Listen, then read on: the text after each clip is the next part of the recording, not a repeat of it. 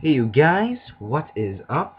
It is Mickey Dog here, and oh my god, I just accidentally started Microsoft Word. That's not good. But ignore that, you can't see it, so it doesn't matter. Uh, I am bringing you an AK-47 Moab.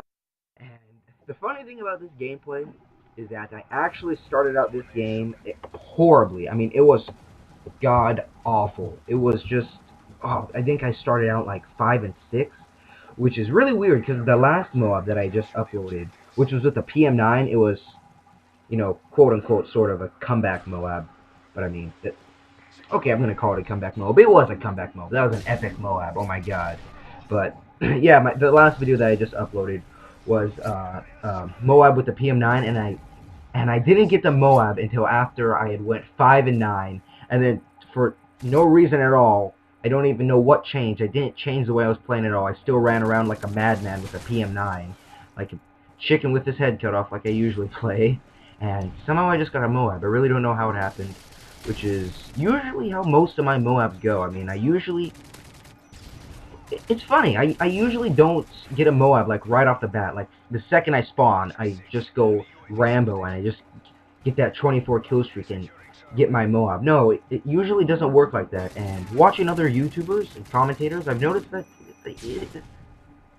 that's how it goes for everybody. I mean, it seems like for the most part, people start their Moab streaks in the middle of the game, and they don't just right off from the beginning of the game start their Moab streak, and they just go beast mode engaged, and they just call in a Moab. Because if it worked like that all the time, then you'd probably see a lot more double Moabs, and maybe even a triple Moab if you count really lucky. But not to say that I've ever gotten a double Moab before, but you never know. Maybe I got a few tricks left up my sleeve. Who knows? And maybe I'll hop into a ground war game, and maybe try for a double Moab. Yeah, maybe in the future. But this game, two things. One, it was part of a live com that failed, which really sucks because man, a live Moab is always fun to watch, which is why I love doing live comms because the number one, the expectations are lowered tremendously. Instead of like a post commentary where you either have to get a Moab or get like a 10 KD and over 50 kills or something. No, I can't do that all day. Okay, I don't even play this game that much.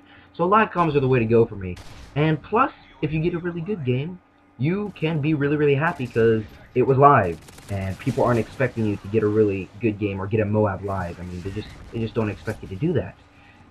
Especially for me. I'm not that good, but yeah.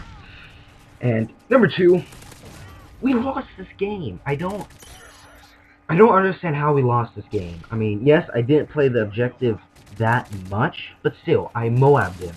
Come on. I mean, if you get Moab, that you should just leave. Just leave the game, or just sit, or just you should be so embarrassed that you got Moab. You should just go sit in the corner of a. You should just go sit in some obscure corner of the map and just face there with your ass sticking out to everybody, so that they could all just laugh at you and freaking give you a good spanking. And that just sounded really gay. Sorry. But you get my point. You should just go cry behind a tree or something. Go cry in your pants and then burn them. You do not come back after getting Moab. That is not supposed to happen.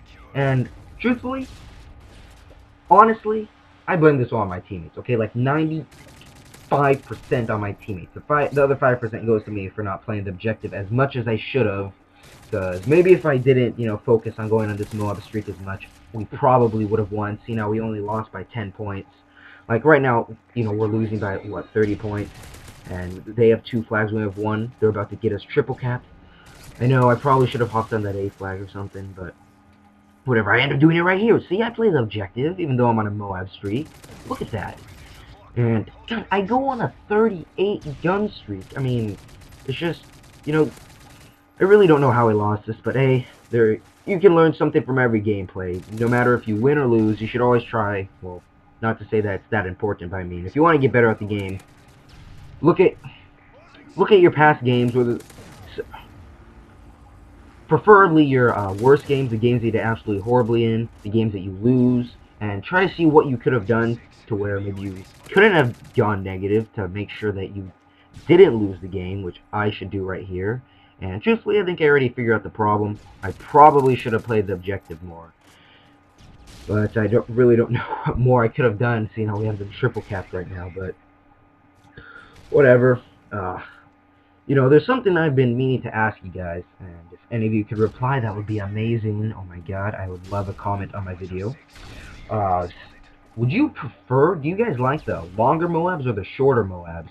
Because truthfully, while the short Moabs are, you know, nice and everything, you know, they're entertaining to watch. I mean, like, you know, what's the fastest Moab? Like a minute 10 or something? Or no, it's probably under a minute. It's probably like 55 seconds, right? That But I mean, those Moabs, those really short Moabs that are like 2 minutes and lower, those are luck. Okay, I'm sorry. Now, obviously, you're a decent player for getting a Moab in the first place, but seriously, if you got a Moab under 2 minutes, you got a whole bunch of like 5-man sprays with your ACR extended mags. Okay, the enemy was probably just running at you mindlessly, and you just kept on mowing them down one after another. You know, you just sitting in their spawn and probably abusing the spawn system or playing it to your advantage, and that's how you got the Moab. Not just luck, okay, just luck.